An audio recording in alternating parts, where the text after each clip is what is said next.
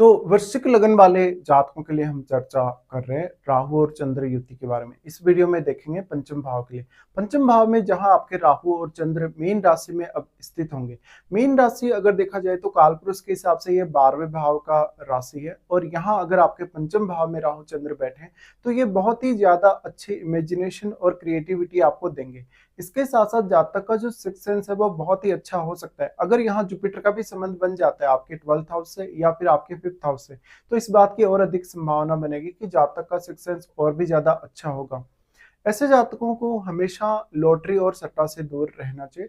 इनका ज्यादातर जो रुझान रहेगा वो कुछ बहुत यूनिक करने पे रहेगा। ऐसे जातकों को लव लाइफ में या इवन मैरिड लाइफ में भी कभी कभी काफी ज्यादा इश्यूज फेस करने पड़ते हैं। यहाँ अब जुपिटर जितने अच्छी स्थिति में होंगे चार्ट में उतना ही आपको फायदा मिल सकेगा। इस प्रकार का जातक हमेशा डिप्रेशन में, एंजाइटी में रहेगा। कभी कभी वो जातक बहुत ज्यादा सनकी रह सकता है, क्योंकि अब मंगल का लगन है आपका। मंगल का लगन होने की वजह से ऑलरेडी आपके अंदर बहुत ज्यादा एग्रेशन है। जब लेकिन राहु और चंद्रमा पंचम में बैठेंगे तो और भी ज्यादा आपको इमोशनल बनाएंगे। इसलिए जातक के लिए कोई भी निर्णय लेना उतना आसान नहीं होता। जातक अपनी संतान को लेके, अपनी मैरिड लाइफ या लव लाइफ को लेके काफी ज्यादा अनसर्टेनिटी को देखेगा लाइफ में। साथ ही साथ उसके आर्थिक रूप से उतार चढ़ाव बहुत ज्यादा रहेंगे। ऐसा जातक तंत्र मंत्र में, अध्यात्म में काफी ज्यादा रुचि ले सकता है, लेकिन इसमें आपकी महादशा का भी बहुत इंपॉर्टेंट रोल होगा। इसलिए आपको यहाँ ये देखना होगा कि वास्तव में आपको राहु की या चंद्रमा की महादशा है या नहीं। अब चंद्रमा अगर देखा जाए तो आपके चार्ट में वो 9th लॉर्ड बनते हैं। जब भी राहु इस तरीके से बैठे हैं चंद्रमा के साथ तो ये आपको इंटेलिजेंट तो बहुत ज्यादा बनाते हैं, लेकिन आपकी एजुकेशन में आपको शुरुआत में काफी परेशानियां देखने को मिलेंगी। इवन ऐसा जरूर हो सकता है कि आगे चलकर शायद आपका हायर एजुकेशन बहुत ज्यादा बेहतर हो, लेकिन आपकी जो प्रारंभिक शिक्षा होगी उसमें बार बार उतार चढ़ाव आएंगे और आप अपनी स्टडीज को बहुत ज्यादा संतुष्टि के साथ कभी भी पूरा नहीं कर सकेंगे। आपको ये लगेगा कि कहीं ना कोई कमी अवश्य ही रही है आपने जब स्टडी किया है। इसके साथ साथ आपकी स्टडीज में कुछ अनवांटेडली ऐसे ब्रेक भी आ सकते हैं जो आपको काफी डिले दे सकते हैं अपनी स्टडी को कंप्लीट करने में। इसके साथ साथ जातक अब जितना ज्यादा इमोशनल होगा उतना ही ज्यादा उसकी लाइफ में उतार चढ़ाव आने के चांसेस रहेंगे, क्योंकि इमोशनल होने की वजह से यहाँ आप बहुत ज्यादा एक्साइटेड रहेंगे किसी भी काम को करने को लेकर, लेकिन वास्तव में आप स्थिर नहीं रह सकेंगे, स्टेबल नहीं रह सकेंगे, जिससे आप अपने निर्णयों को बार बार बदलने की कोशिश करेंगे। और जितनी बार भी आप अपने निर्णयों को बदलेंगे उतना ही ज्यादा स्टेबिलिटी की प्रॉब्लम आपको आएगी। अब ये सबसे ज्यादा आपके इमोशंस पे इफेक्ट डालेगा। अगर बृहस्पति अच्छी स्थिति में है तो कुछ हद तक इस बात के चांसेस है कि आप थोड़े ठीक से निर्णय ले सकें। यहाँ पे अब कोई भी अगर फायरी प्लेनेट का प्रभाव पड़ेगा तो उतना ही ज्यादा एग्रेशन आपका और भी बढ़ेगा। अब यहाँ देखिएगा, अगर मंगल का संबंध बनता है, इवन अगर सूर्य का संबंध बनता है, तो यहाँ आपके इमोशंस पे बहुत ज्यादा असर पड़ेगा। अब सबसे बड़ा रोल फिर आ जाता है, यहाँ जुपिटर का तो है ही रोल, लेकिन यहाँ इनके साथ बैठे हुए ग्रह का बहुत बड़ा रोल होगा, क्योंकि राहु उस ग्रह को काफी ज्यादा मल्टीप्लाई करेंगे और फिर मल्टीप्लाई होने की वजह से उस ग्रह का प्रभाव चंद्रमा पर बहुत ज्यादा स्ट्रांगली पड़ सकता है। ऐसा जो राहु चंद्र का युति होगा वो आपको बहुत ज्यादा ओवर इमोशनल बनाएगा।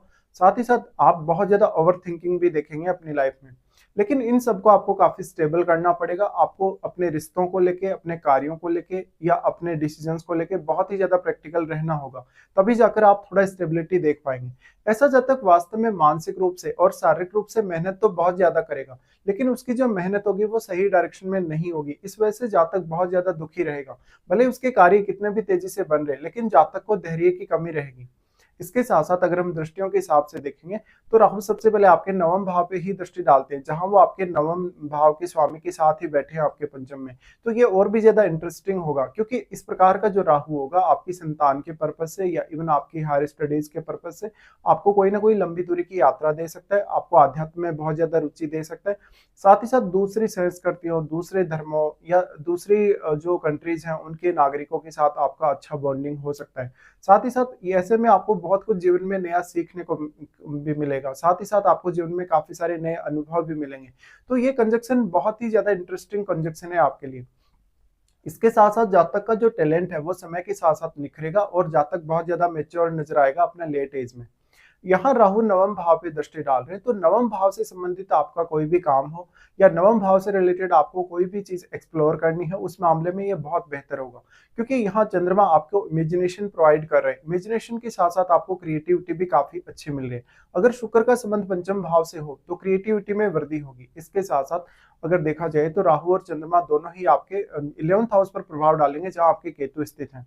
अब अगर राहु के साथ कोई अन्य ग्रह हुआ तो वो ग्रह यहाँ केतु को और केतु के साथ बैठे हुए ग्रह को सर्वाधिक रूप से प्रभावित कर पाएगा, क्योंकि ऑलरेडी वो ग्रह यहाँ राहु से काफी ज्यादा मल्टीप्लाई हुआ और उस मल्टीप्लाई इफेक्ट की वजह से ही कहीं ना कहीं केतु पर बहुत ज्यादा असर पड़ेगा। और क्योंकि केतु के साथ बैठा हुआ जो ग्रह होगा वो केतु की वजह से काफी ज्यादा कमजोर हुआ है, क्योंकि केतु ने उस ग्रह की एनर्जी को एब्जॉर्ब किया है, इसलिए उस ग्रह को देखिएगा और उससे रिलेटेड भावों को देखिएगा। कहीं ना कहीं उस ग्रह से रिलेटेड जो भाव है उनके लिए आप ज्यादा इमोशनल नजर आएंगे और आपको एफर्ट्स भी ज्यादा करने होंगे उन भावों से रिलेटेड कामों को करने के लिए। अब यहाँ आपको राहु के साथ बैठा हुआ ग्रह ही थोड़ा अधिक सपोर्ट कर सकता है, लेकिन यहाँ केतु से आप उतनी ज्यादा एक्सपेक्टेशंस नहीं रख सकते।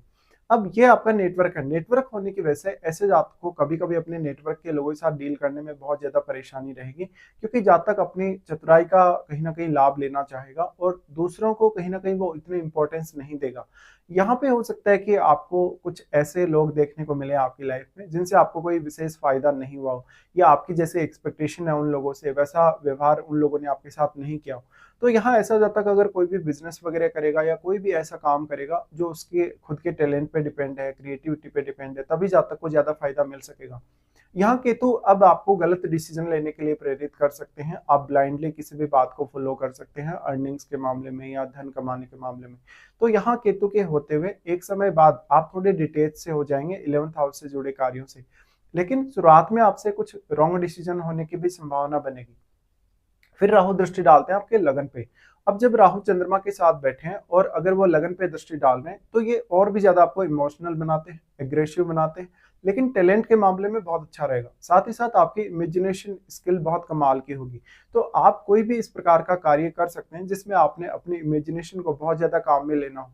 तो इस तरीके से आपको ये देखना चाहिए। अब यहाँ लगन में बैठे हुए ग्रह का इंपॉर्टेंस बहुत ज्यादा बढ़ जाएगा और साथ साथ में आपके नवम भाव में बैठे हुए ग्रह का भी। तो इन भाव में अगर कोई भी ग्रह है तो उस ग्रह पर क्योंकि राहु का प्रभाव पड़ रहा है, इसलिए उन ग्रहों से आपको काफी फायदा मिल सकता है। इसके साथ साथ आपको अपनी महादशा, जैसे कि राहु की दशा है या राहु के साथ बैठे हुए ग्रह की या इवन चंद्रमा की महादशा है, तो इन पर भी विचार अवश्य कर लेना चाहिए।